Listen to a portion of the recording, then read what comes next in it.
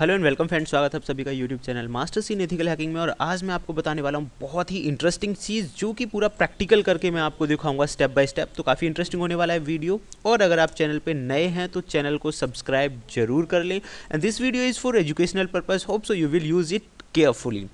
तो वीडियो शुरू करने से पहले मैं आपको बता देता हूँ, आज हम काफ़ी सारी चीज़ें प्रैक्टिकली जानने वाले हैं एक टूल की मदद से। तो ज़्यादा टाइम मैं आप लोगों का नहीं लूँगा एंड बहुत ईजीली हम ये करने वाले हैं। तो चलिए दोस्तों, ये कैसे काम करता है उसके बारे में मैं आपको बताऊंगा। तो सबसे पहले हम जिस टूल का इस्तेमाल करने जा रहे हैं उसका नाम है ब्रूटस। और ये बहुत ही बेहतरीन टूल है। इसकी मदद से आप HTTP के जो पासवर्ड्स हैं, या टेलनेट के जो पासवर्ड्स हैं, FTP के जो पासवर्ड्स हैं, नेटबायोस के जो पासवर्ड्स हैं, मतलब उन सबको बहुत आसानी से रिमूव कर सकते हो। आप समझ गए होंगे कि मैं क्या कहना चाह रहा हूँ। तो ये बहुत ईजीली वर्क करता है, काफ़ी इंटरेस्टिंग है। सबसे पहले हमें क्या करना है, ये देखिए यहाँ पे सबसे पहले मैं इसे रन कर लेता हूँ। रन करने के बाद इसकी सेटिंग्स के बारे में मैं आपको थोड़ा सा बताना चाहूँगा। पीछे जो बैकग्राउंड जा रहा है ये अपकमिंग कोर्सेज हैं, इनके बारे में मैं बाद में बताऊंगा। लेकिन पहले आप इन चीज़ों को अच्छी तरह समझ लें कि ये जो टूल है वास्तव में किस तरह से काम कर रहा है। तो स्क्रीन साइज़ थोड़ा बड़ा कर दिया मैंने इसका, बाकी ये यहाँ पे फिक्स होता है तो आपको थोड़ी समझने में आसानी होगी। देन यहाँ पे देखिए सबसे पहले टारगेट, यहाँ हमें अपनी टारगेट वेबसाइट रखनी है जिसका जो भी पासवर्ड हमें हटाना है। यहाँ पे है टाइप, टाइप का मतलब है कि किस तरह का आप HTTP ऑथेंटिकेशन हटाना चाहते हैं। HTTP फॉर्म है, या फिर बेसिक ऑथेंटिकेशन है, या फिर आप FTP का जो ID पासवर्ड, यूज़र नेम और पासवर्ड है वो जानना चाह रहे हैं, या POP का है, या फिर टेलनेट का है। तो जो ये हैं ये ईमेल के लिए यूज़ होता है। SMB, नेटबायोस, कस्टम, नेटबस, तो इन सब की मदद से आप जिसका भी पासवर्ड रिमूव करना चाहते हैं वो आसानी से यहाँ पे ऑप्शन सिलेक्ट कर सकते हैं। Then in case of forget, अगर पहले कोई मतलब अपना पासवर्ड भूल गया है और मान लीजिए ऑथेंटिकेशन से नहीं हो पा रहा है, तो इस कंडीशन में इसका यूज़ किया जाता था। बट आप सभी जानते हैं कि आजकल लोग इनका क्या और कैसे यूज़ कर रहे हैं। तो सबसे पहले यहाँ देखिए ये सारे ऑप्शंस हैं, मैं आपको एक एक स्टेप बता देता हूँ। पहले हम बेसिक ऑथेंटिकेशन कर रहे हैं, उसके बाद देखिए इसमें बहुत अच्छी ऑप्शंस है कि किस पोर्ट पर होगा, पोर्ट नंबर 80। कनेक्शंस के लिए हमने 10 यहाँ पे टाइम आउट दिया हुआ है 10 का, और कनेक्शंस भी हमने यहाँ पे 10 रखे हुए हैं। इनके सब के अलावा आप इसे कम या ज़्यादा भी कर सकते हैं। दूसरी बात, प्रॉक्सी, बहुत बेहतरीन ऑप्शन इसके अंदर आया है। प्रॉक्सी का मतलब होता है जो आपकी IP है वो हाइड हो जाएगी, क्योंकि इस तरह का काम करने से पहले आपको अपनी IP ओरिजिनल वाली नहीं रखनी होती, हाइड करके काम करना होता है। तो इसमें बहुत अच्छा ऑप्शन आया है प्रॉक्सी का, आप चाहें तो इसे यूज़ कर सकते हैं। मैं तो सिर्फ एक एजुकेशनल पर्पज़ के लिए आपको बता रहा हूँ कैसे ये काम करता है। आप भी इसका एक प्रैक्टिस करके देखें, बाकी गलत यूज़ ना करें। तो ये देखिए फ्री प्रॉक्सी लिस्ट, जैसे ही आप गूगल पे सर्च करेंगे बहुत सारी प्रॉक्सीज़ की लिस्ट आपको यहाँ पे मिल जाएगी।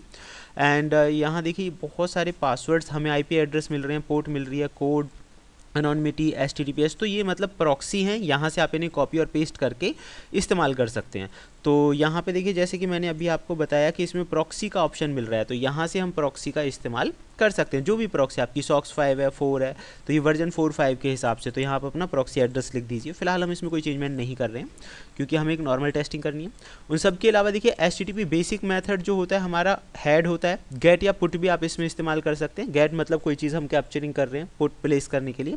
कीप अलाइव सेक्शन को चेक करने के लिए कि जो हमारी टारगेट ID है उसे चेक करेगा कि वो लाइव है, यानी ऑफलाइन तो नहीं है, उसके लिए ऑप्शन है।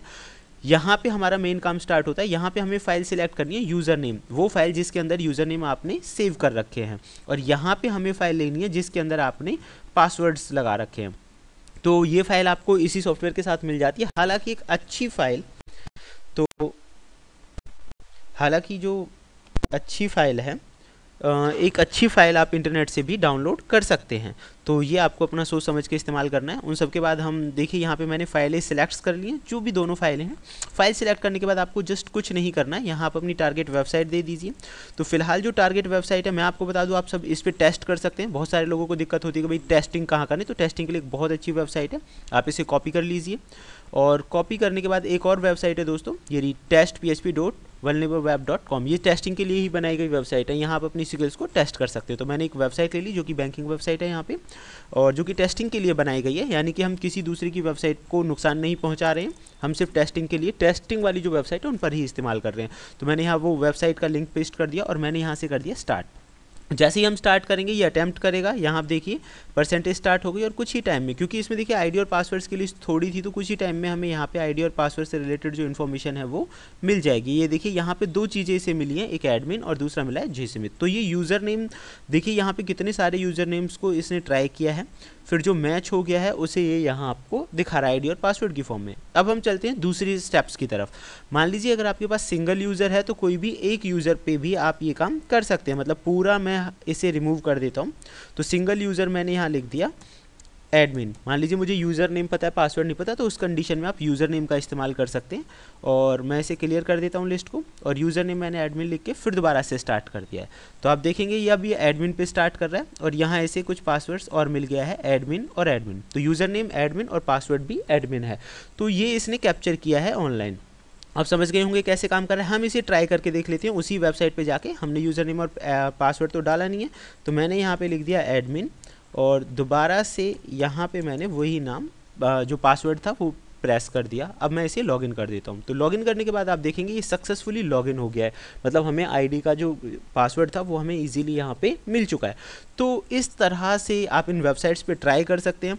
हालांकि इसमें बताने के लिए बहुत कुछ, आप समझ गए होंगे कैसे काम कर रहा है। सेकेंडली आप यहाँ पे देखिए, ऐसे ही अगर आप चाहते हैं कि FTP का पासवर्ड रिमूव करना है तो FTP आप यूज़ कर सकते हैं, टेलनेट भी ले सकते हैं, या फिर आपका राउटर का जो पासवर्ड है कई बार आप भूल जाते हैं उसका इस्तेमाल कर सकते हैं। इसमें मल्टीपल यूजेस हैं, जितना मैं बताऊं उतना कम है, बट प्रैक्टिकल में आप समझ गए होंगे कैसे ये काम कर रहा है। इन सब के अलावा मैं आपको यहाँ एक थोड़ा सा दिखा देता हूँ। जैसे मान लीजिए HTTP फॉर्म की मदद से आप कर रहे हैं किसी वेबसाइट पे, जो फॉर्म दिया गया है जहाँ लॉगिन का जो पेज है वो आप कैप्चर नहीं कर पा रहे हैं या कुछ और, तो ऐसी कंडीशन में आप यहाँ पे HTTP फॉर्म ले सकते हैं।